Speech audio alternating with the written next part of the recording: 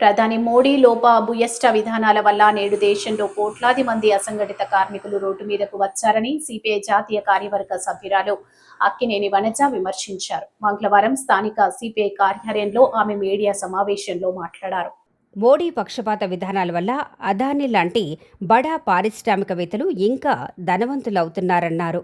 Parliament హక్కుల్ని కాపాడటం మోదీ బాధ్యత అని పెహల్గాం తర్వాత ఇప్పటికీ 23 సార్లు ట్రంప్ మధ్యవర్తిత్వం వహించారని చెప్పటం సిగ్గుచేటన్నారు.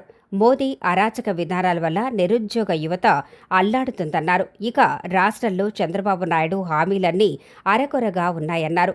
జగన్ అప్పులు చేసి రాష్ట్రాన్ని నడుపుతున్నారని విమర్శించిన చంద్రబాబు నాయుడు నేడు అదే అప్పులతో రాష్ట్రాన్ని నడుపుతూ తిరిగి అదే తప్పు చేస్తున్నారని విమర్శించారు. స్మార్ట్ మీటర్ల ఒప్పందాలను చంద్రబాబు ఎందుకు ఉపసంహరించుకోవటం లేదో సమాధానం చెప్పారన్నారు. సిపిఐ జిల్లా కార్యదర్శి తాటిపాక మధు, నాయకులు కోండ్రపు రాంబాబు, వి కొండలరావు, సప్ప రమణ, పి లావణ్య, చింతలపూడి సునీల్, పి త్రిమూర్తులు పాల్గొన్నారు.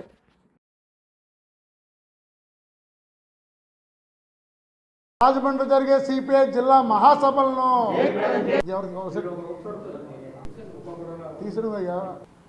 ఇది ఖచ్చితంగా పార్లమెంటును అగౌరవపరచటమే. పార్లమెంటుని ముద్దాడి పార్లమెంట్లోకి వెళ్ళటము ఘనం కాదు. ఆ పార్లమెంట్ ఇచ్చినటువంటి హక్కుల్ని, ఆదేశాలని, రాజ్యాంగం కల్పించినటువంటి హక్కులన్నింటినీ కాపాడటం అనేది ఈ దేశ ప్రధాని మీద ఉన్నటువంటి ప్రధానమైనటువంటి కర్తవ్యం. అది లేనప్పుడు ఎన్ని వాగాంబడ ఉపన్యాసాలు చెప్పినా కూడా శూన్యం.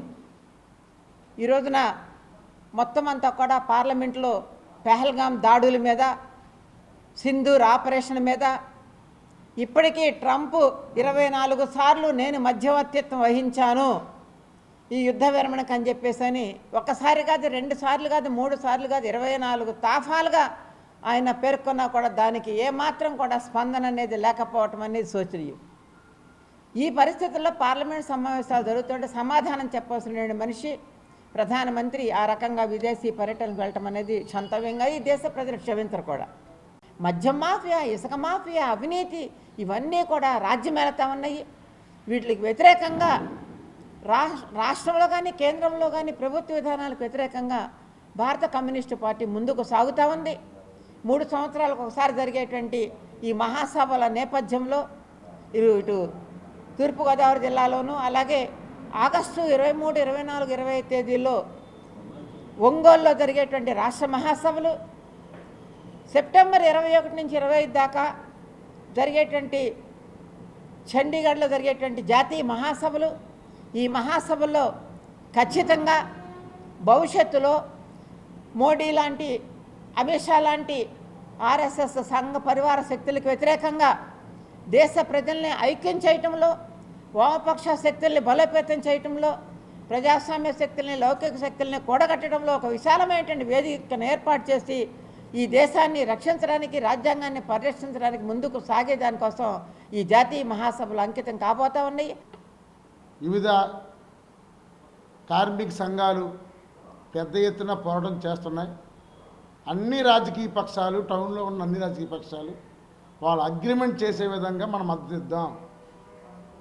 వాళ్ళ దాంట్లో దూరకుండా మనం బయట నుంచి మద్దతు ఇచ్చి వాళ్ళ న్యాయమైన డిమాండ్ల కోసం మనం కూడా బహిరంగంగా కార్యరూపణ చేద్దాము. దీనికి అందరూ సిద్ధమవుతారని కోరుతున్నాను. ఆగస్టు 6వ తేదీ మధ్యాహ్నం 3 గంటలకు మహాప్రదర్శన ప్రారంభమవుతుంది. ప్రధానంగా రాజమండ్రి జట్టు labour union, municipal workers union, రాజమండ్రిలో ఇళ్ల స్థలం కోసం రాసిన ప్రజానికం, నిడదవోలు మున్సిపల్ హమాలీ వర్కర్స్, ఇలా గోకవరం, గోపాలపురం, భీమూలు, అనపర్తి, సీతానగరం, ఇలా జిల్లాలో ఉన్న 19 మండలాల నుంచి, మాకు బాగా బలంగా ఉన్న 15 మండలాల నుంచి పార్టీ శ్రేణులు వేలాది మంది వస్తున్నారు.